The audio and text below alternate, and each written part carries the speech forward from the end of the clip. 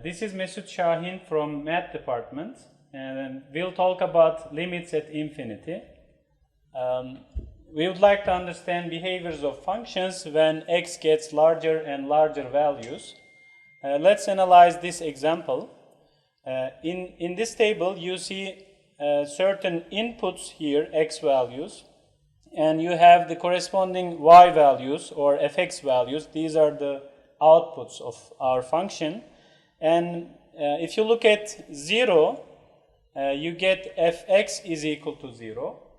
But when x starts increasing, you see that the corresponding fx values are getting larger and larger, and it tends to the value 1, as you see. So we see that the limit of f when x goes to infinity is 1, as you see in the picture. So these are the x values you are taking here from 0 to 1, and these are the corresponding y values, and you see that it tends to 1 here. So when x goes to infinity, limit of f is 1. And similarly, when x gets smaller and smaller values, in other words, when x tends to negative infinity, the corresponding values tends to negative 1. So we say that when x goes to negative infinity, this way, we say that the limit of the function is minus 1. And we use this symbol. So the symbol here means that fx approaches 1 as x tends to infinity. And similarly, this symbol, this notation, stands for the fact that fx approaches minus 1 as x tends to negative infinity. So here is an informal definition of limit at infinity. Okay, so suppose our function is defined on an interval a comma infinity. So we have an open interval starting with a finite number a and going until infinity. And if we can ensure that values of f on this interval can be made as close as we want to the number L, a real number L, by taking x very large, then we say that the function fx approaches the limit L, and we denote it by this notation. Similarly, if our function is defined on an interval, open interval, negative infinity, and a finite number b, and if we can make sure that fx is as close as we want to a number m by taking very large negative values of x, then we say that the limit of f as x approaches negative infinity is m, and we denote it by this notation. So this is an informal definition, and let's apply this definition to an example. So consider the function y equals 1 over x, and you see the graph of this function, which is a hyperbola. And as you observe, when x goes to positive infinity, y values are decreasing until 0. So we say that the limit of 1 over x is 0 when x tends to infinity. Similarly, for negative values, if you go away from origin in the direction of negative axis, x-axis, in other words, when x tends to negative infinity, y values are increasing, they are all negative, and when x gets smaller and smaller, you get bigger values of 1 over x, so the limit will be 0 again. So we denote it this way. Okay, let's look at another example. Our function is fx equals x divided by square root of x squared plus 1. It is easy to see that the same function can be written to be x divided by absolute value of x times square root of 1 plus 1 over x squared. We simply write the polynomial inside the square root as a product of x squared times 1 plus 1 over x squared, and square root of x squared is just absolute value of x. So now we separate two cases. When x approaches plus infinity, x will be positive, so absolute value of x will be x itself. So x divided by x will be 1. This will be 1. So our function will be 1 over square root of 1 plus 1 over x squared, whose limit will be 1 over square root of 1, because 1 over x squared tends to 0 as x goes to infinity. So our function fx will converge to 1 as x goes to infinity. Okay, so when x goes to negative infinity, x will be negative. So x over absolute value of x becomes minus 1.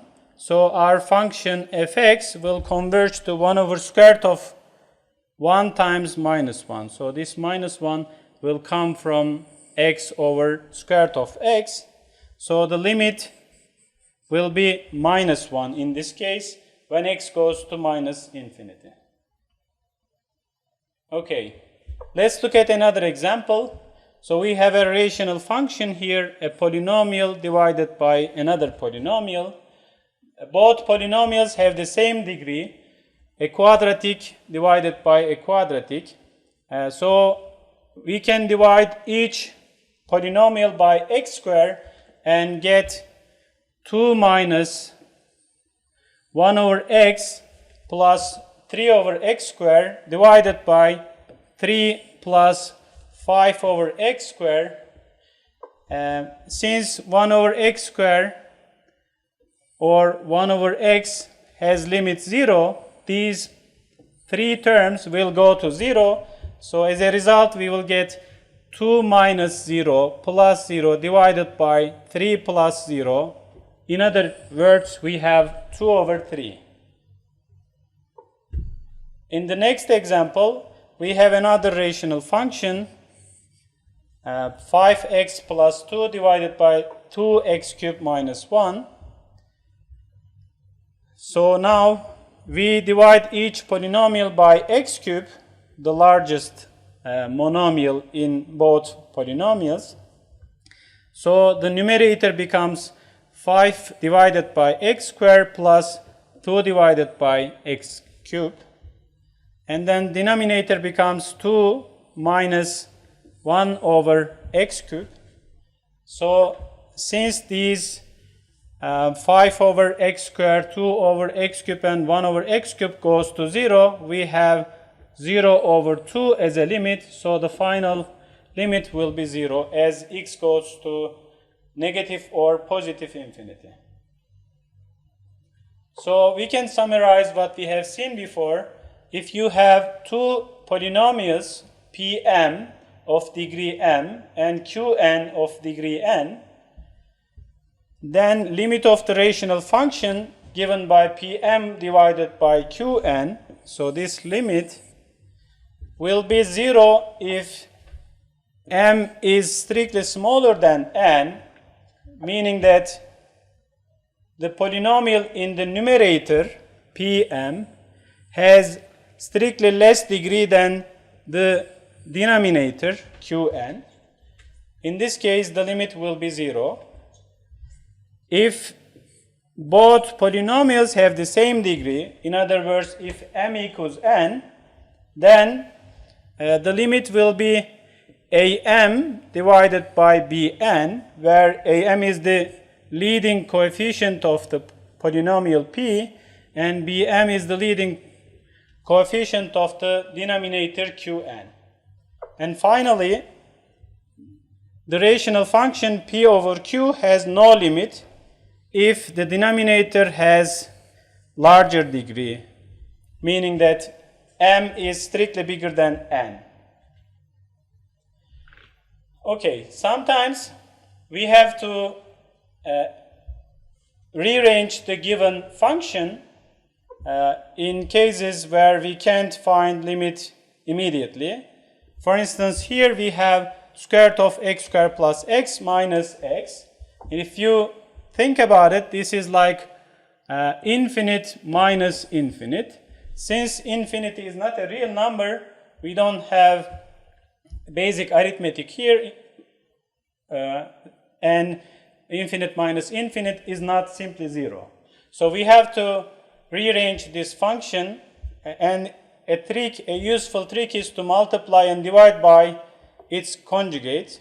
Namely, we multiply this function by square root of x squared plus x, and we divide by the same function so that nothing changes. And so we have this equality here. So a minus b, so if this is a minus b, then this is going to be a plus b. So this part will be a squared minus b squared. So square of square root will be x squared plus x, and then square of x here will be square x squared. And there is a cancellation here, so this x squared and this x squared will cancel each other, so we get x here as a result.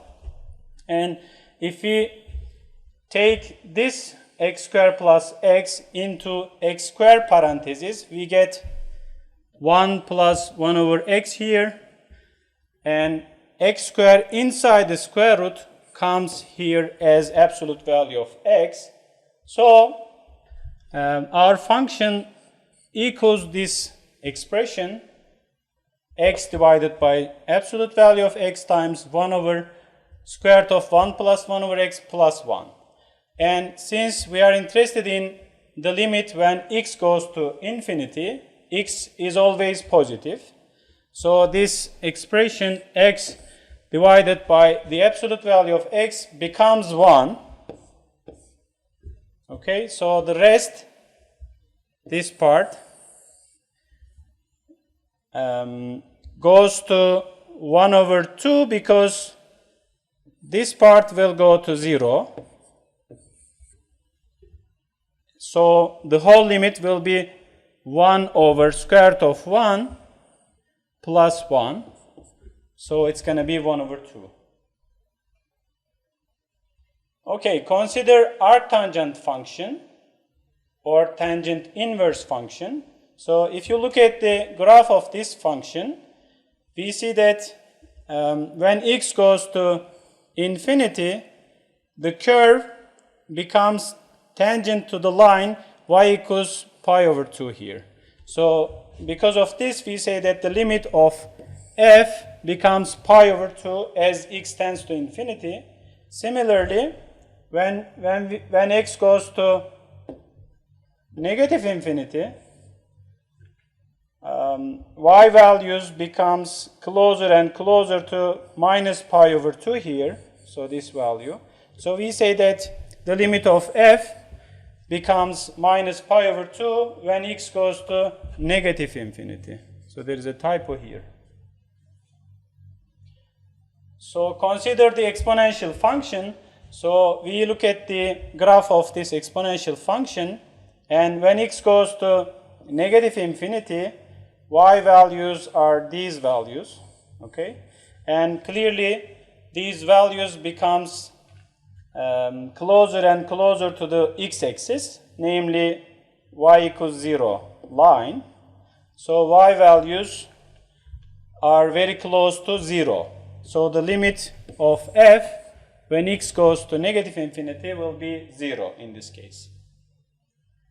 And I would like to thank for your attention, and if you have further questions, you can contact me from this email address.